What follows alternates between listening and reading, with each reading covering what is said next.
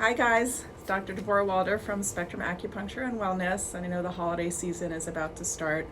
A lot of people are feeling some extra stress, so I'm going to show you a few points on your face that can help relieve stress-induced headaches.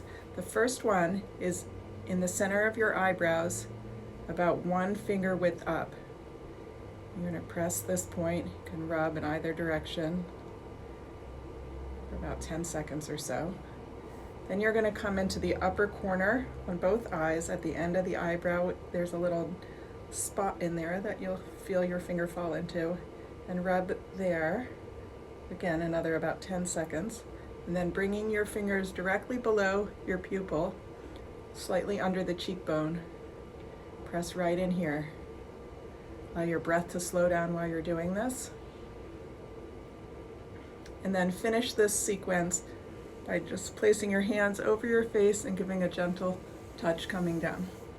You can repeat the whole thing a few times, and that should help alleviate some stress and some of the tension headaches. Hope everyone has good Thanksgiving.